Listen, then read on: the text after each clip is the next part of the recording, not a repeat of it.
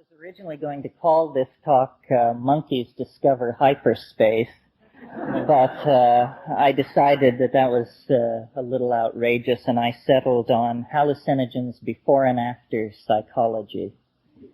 So before I dig into that subject, I'll say a bit about how I come to have an interest in these substances and their very peculiar effects. Years and years ago, after an LSD trip, I imagined that I perceived a relationship between the LSD experience and the motifs of Tibetan religious art. And accordingly, I went to Nepal and took up residence in a village of Tibetan refugees. And I quickly learned that the shamanism that I wanted to study was inaccessible for reasons of language, for reasons such as that the Buddhists who were teaching me Tibetan looked askance at the shaman that I wanted to associate with. And I realized then that the association between shamanism and hallucinogens is such that both, in a way, are taboo. And when you deal with pre-literate cultures, you discover that the shaman is a very peculiar figure. He is critical to the functioning of the psychological and social life of his community, but in a way he's always peripheral to it. He lives at the edge of the village. He is only called upon in matters of great social crisis. He is feared and respected. And this might be a description of these hallucinogenic substances. They are feared and respected. They are misunderstood. They are only called upon often in moments of great crisis, and they are a persistent but always peripheral part of the community. And I saw this in Nepal among Punpo Tibetan shamanism, which is a non-hallucinogen-based shamanism. I saw it in Indonesia, where techniques had been developed to induce trance that were non-chemical techniques, specifically dance in the case of Bali and Lombok. And I saw it finally in the Amazon, where I think I contacted the primal shamanism. As you know, there's a division of opinion on the matter of whether narcotic, or as I call it, hallucinogenic shamanism is decadent or in fact primary. And Merciliade took the position that hallucinogenic shamanism was decadent, and Gordon Wasson, very rightly, I believe, contravened this view and held that actually it was very probably the presence of the hallucinogenic drug experience in the life of early man that lay the very basis for the idea of the spirit. Well, as I made my way through these various cultures and various hallucinogenic substances, it came to my attention that, in my opinion, and I believe in the opinion of Gordon Wasson and other scholars, Henry Munn comes to mind. He wrote a marvelous essay called The Mushrooms of Language, that in the minds of those who associated themselves with the mushroom, there were certain assumptions about psilocybin that were different from the mythos that was arising around some of the other hallucinogens. Psilocybin, I think, of the more commonly available hallucinogens, is the most visual, and it is certainly visual if it is done in the traditional manner. And I'm always amazed at how little understood or practiced the traditional manner is, so I'll sketch it for you. The traditional manner of taking psilocybin is to take a very healthy, effective dose in the vicinity of 15 milligrams on an empty stomach in total darkness. You've been there. And in that situation, which is in a sense a situation of sensory deprivation, the psilocybin is able to exfoliate itself to the fullest degree and to show you what it is, not against a background of the reality that ordinarily surrounds us, but against a background of darkness, so that the pure essence of the thing can be shown. And it is extraordinarily bizarre, extraordinarily difficult, I believe, to assimilate into your worldview. And this is whether you're a Bora youth undergoing initiation, or whether you're a college student or a research chemist. These things do not lend themselves well to integration into language. If they did, they wouldn't occupy this peripheral position after 10,000 years of human culture. But above and beyond the visual intensity of psilocybin, the thing that sets it apart, I believe, is a phenomenon that might be described as an induction of audial hallucination. But in fact, to describe it that way is to fall back on a kind of medical jargon reductionism, because what it really is a voice in the head that is separate from the perceived ego function. In other words, a voice speaks. You hear it, and it seems to be operating independent of the ego. It operates in a psychopompic role, as a teacher, as the narrator of the vision which is revealed, much in the same way that Virgil led Dante through the circles of hell. And the modern intellectual equipage is not capable of assimilating this. This is the sort of thing that we associate with psychopathology. We can hardly imagine anything more alien to modern consciousness than a disembodied voice in the head. However, if you familiarize yourself with Western thought on a scale of millennia, you discover that not only is this not an alien phenomena, but for much of human history, it has been inimical to the human experience. And it is called, relying on the Greeks, the logos. The logos is a voice heard in the head, and the logos was the hand on the rudder of human civilization for centuries, up until, in fact, the collapse of the ancient mystery religions and the ascendancy of Christianity to the status of a world religion. I'm sure many of you are familiar with the story in Plutarch of the fisherman who heard a great noise and saw something fall into the sea and heard a voice from the sky saying that great Pan was dead, that, in other words, the ancient gods had been eclipsed. And, in fact, in Jungian terms, the ancient god, by falling into the sea, had been submerged in the chthonic unconscious and disappeared from the experience of ordinary people. From that period on, it was 15 to 17 centuries while Christianity worked out the implications of its message, while science spun away from Christianity and created its own set of modes. The New World was discovered, reason was enthroned, scientific method was enthroned, and the civilization that we know arose around us. But then, in 1953, Valentina and Gordon Wasson went to Huatla de Jimenez in the Sierra Mazatec of Oaxaca, and they discovered this mushroom cult. And it's my belief that to this day we do not know what exactly it was that they stumbled upon.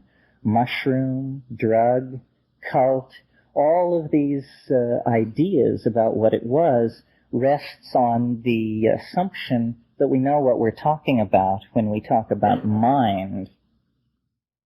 And in fact, everything that has been said at this conference has rested on the assumption that we know what we're talking about when we invoke a concept like mind. But the truth of the matter is, ladies and gentlemen, that after 2,000 years of grappling with the problem, scientists cannot even tell you how you can form the conception that you will change your open hand into a closed fist, and it will happen. This is an intervention of mind into the world of matter that no philosopher has been able to give a satisfactory account of. Now, with the hallucinogens, this intervention of one realm into another, of mind into matter or matter into mind, is raised to a pitch of excruciating intensity.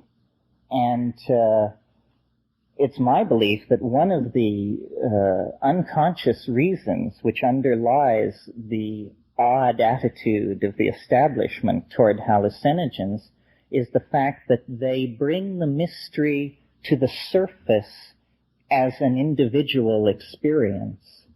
In other words, you do not understand the psychedelic experience by getting a report from Time magazine or even The Economist. You only understand the psychedelic experience by having it, and therefore, to understand it is to embark on a course of action of self-education outside the context of your culture, because your culture has no answers about what this thing might be. Okay, so much for that. But psilocybin and DMT to a lesser extent, although it is so brief and so intense that it's sometimes hard to sort these things out, invokes a logos or reintroduces the phenomenon of the logos into the experience of modern people. So what can we make of this? I think we have to take it very seriously. I think that the culture crisis that we are involved in has to do, and by that I mean the entire global cultural crisis leading possibly to the extinction of the species, has to do with the fact that our models developed over the last 500 to 1,000 years have played us false. They aren't working. And the cultures that we have conquered with capitalism and technology, we have repressed their connection into these intuitive realms. We have established one method for the arbitration of truth, and everything which does not pass through that narrow gate is relegated to the realm of mythology or worse, cultural immaturity. And yet we are the culture that is in crisis. When you go to the rainforest, you don't find cultures in crisis, except to the degree that they are being impacted by us. So I believe that it is no coincidence that in this moment of maximum cultural crisis, which we call the 20th century, the hallucinogens, the entheogens, have emerged in Western culture. It is no accident that Wasson made his trip to central Mexico and contacted the mushrooms. What he discovered in the mountains of Mexico was nothing less than Eros, sleeping but alive, the body of Osiris preserved over an entire astrological age, metaphorically speaking. In other words, that to take the mushroom was to transcend the cultural momentum of the past couple of millennia and return to a world where the logos was a realized phenomena. And we heard from Carl Ruck last night about the Eleusinian mysteries. This was not a minor phenomenon. Over a period of 2,000 years, everyone who was anyone made the pilgrimage to Eleusis and had the experience. And it put the stamp on Greek drama, Greek philosophy, later Roman politics. All of these things were influenced by the hallucinogenic experience. So our culture, spiritually, has played the role of the prodigal son. We, for reasons of ideology, botanical geography, other factors, have not had visionary ecstatic hallucinogens installed in our culture as we perhaps should have over the last several hundred years. Now that is changing. And in order to understand what the change means, you have to look further back in time, in fact, past history to prehistory, again to the model of the shaman, not the shaman as anthropologists describe him, but the shaman as shaman dream him. Because every shaman looks back toward an archetypal first shaman who was superhuman, who did go to the stars, who could go to the bottom of the ocean, who could move through the gates of death and return with a lost soul.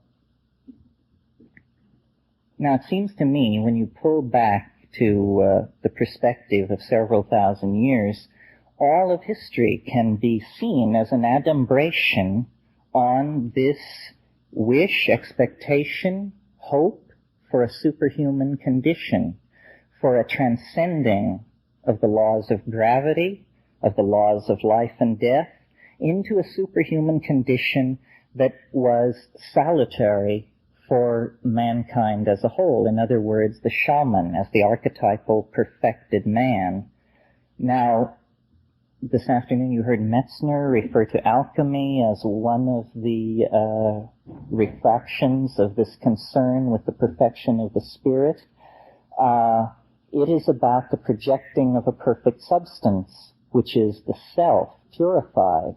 But it also led to the rise of modern science, basically through a misunderstanding. Now, it seems to me what's happening now is that what Mircea called the human desire for self-transcendence expressed through the motif of magical flight has been taken up by the technological society as the idea of space flight. And I'm sure if Tim Leary were here, he could speak to this more eloquently than I can. Space flight is nothing less than the exterior metaphor for the shamanic voyage. In other words, in our terms, for the hallucinogenic drug experience. This is the way that engineers get high. They go to the moon.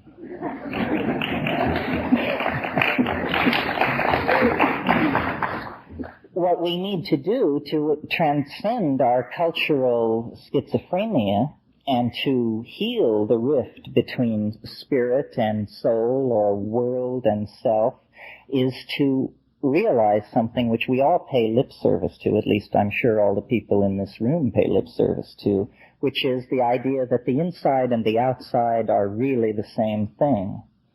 But I don't think the cultural implications of that have been clearly drawn. What it means really is that all our dreams of transformation have to be realized at the same time, and that we cannot go to space with our feet in the mud, nor can we, in fact, turn ourselves into an eco-sensitive, hallucinogenic-based culture on Earth unless we fuse these dichotomous opposites. It is only in a coincidentia oppositorum, a union of opposites that does not strive for closure, that we are going to find cultural sanity. And this is the thing that the entheogens, the hallucinogens, deliver with such clarity and regularity. They raise paradox to a level of intensity that no one can evade. And in doing that, they set the stage for turning yourself into the kind of person who does not insist on having it either or, black or white. And a culture composed of those kinds of people will be a culture more civilized than any that we have seen so far. If I can paraphrase Teilhard de Chardin for a moment, he said, or I will paraphrase him this way, when the human race understands the potential of the hallucinogenic drug experience, it will have discovered fire for the second time. And this is what we're waiting for. We are waiting for the discovery of fire so that we can transcend the monkey business and get on with the great business of inhabiting our own imaginations. And it's impossible to take that position without someone saying, Manichaean, dualist, enemy of the body. Perhaps, But since the very beginning of culture, what we seem to be are animals which take in raw material and excrete it imprinted with ideas. And we do this on a larger and larger scale, looking toward the day when all physical constraints can be lifted off of us, as they are in our imaginations, and we can erect the kind of civilization that we want to erect. And this vision was anticipated by no less a seer than James Joyce, who said, "If you want to be phoenixed, come and be parked." Up in the Yent Prospector, here in Moycane, we flop on the Simi side. Moycane is the red light district of Dublin. But up in the Yent Prospector, you sprout all your worth and woof your wings. This was part of his program. He hoped that man would become dirigible, as he put it. And he didn't live to see the revolution of the hallucinogens, but I think had he would have felt that man was well on his way to becoming dirigible. And it seems to me that we stand at an enormous threshold. The future of the human mind must loom large in the future of the human species. If it doesn't loom large in the future of the human species, then we are in very big trouble. Now, a term that has been applied, or was early on applied, though I haven't heard it used at this conference, to hallucinogens, was a consciousness-expanding drug. And this may not be automatopoeic, but it's certainly phenomenologically accurate and neutral. They are consciousness-expanding drugs. And the question, what is consciousness, cannot be divided away from the question, is man good? And this is a question that we have to answer for ourselves, because I believe that we are not going to extinguish ourselves, that we are going to evade the many obstacles that are so obviously ahead of us in the next few years. We are going to reach the threshold of the galaxy, but in what form? And in order for the form in which we reach the edge of the galaxy and present ourselves to the hegemony of organized intelligence that must exist there, in order for that form to be worthy, we are going to have to go with our minds fully illuminated in front of us. And that means that we can have no more truck with the idea of an unconscious, of an inaccessible and dark part of the human psyche that cannot be controlled. That is obviously a description of the childhood of an intelligent species. And I believe that these hallucinogens signal the end of that childhood. There have always been individual shamans who have made that transition. And in that sense, the taking of hallucinogens is an ahistorical phenomenon. It has always been going on. But the idea of psychedelic societies is something new. And it doesn't necessarily mean that everyone takes the drug.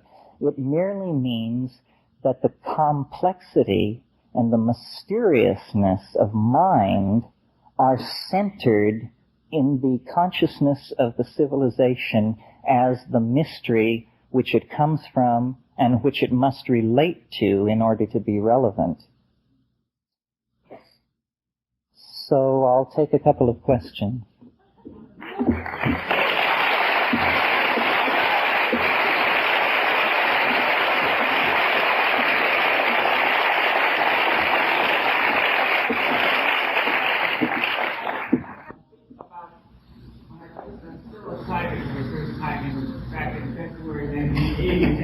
My younger brother going to the city, California, and someone said, "What do you think of Corona?" I think it was a coincidence. How do you explain that? Well, you know, a coincidence is what you have left over when you apply a bad theory.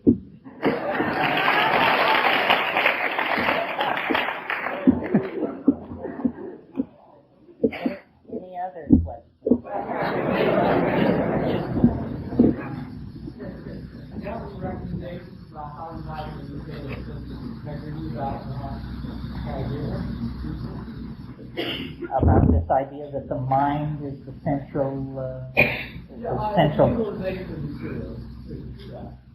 Well, I guess the question is, is there any advice vis-a-vis utilization of materials that would allow you to hang on to whatever perceptions I may have triggered in you? I wouldn't presume to answer that question, but I'll answer another one that might relate to it, which is, I think that when you take hallucinogens, you should take an effective dose, and I can't stress enough the importance of lying down and being still in darkness on an empty stomach. I mean, if you want an oral empowerment, that's it. Nothing could be simpler. And yet you would be amazed at the number of people who, when you mention psilocybin, the first question that occurs to them is, will I be able to drive? This is...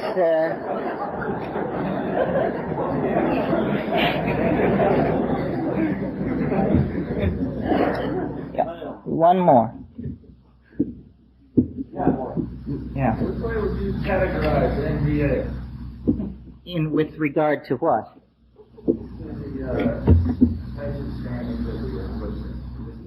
Well, NDA, the word empathenogen or empathogen seems to me very appropriate. It is not a powerful visual hallucinogen. I'm very interested in the visual hallucinogens because it seems to me they pose certain fundamental questions about information theory and that kind of thing. For instance, where do these hallucinations come from? These extremely intricate, far more intricate than any visual scene that your eye falls upon in ordinary reality. These intricate, ever-shifting information patterns. I don't believe that they can be reduced to spirals, lines, and dots. What I see isn't like that. It's more as though you had a holographic hyperspatial radio and you just tune down the dial, and here's a desert world in a triple star system, and here is a city somewhere inhabited by insectile creatures with a machine symbiosis. Here is something else, and it's just flipping by. I would prefer to believe that the human imagination is the holographic organ of the human body, and that we don't imagine anything. We simply see things so far away that there is no possibility of validating or invalidating their existence.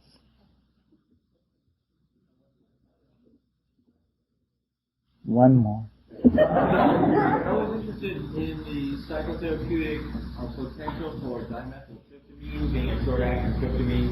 Is there enough time within that peak experience to benefit from any dead rebirth experience, or is it, in your opinion, too short-acting drugs to have any profound, lasting effect? No, I think it certainly has a profound and lasting effect. The very brevity of it serves to convince you that it isn't a drug at all, but that it's carried you into another dimension and back again.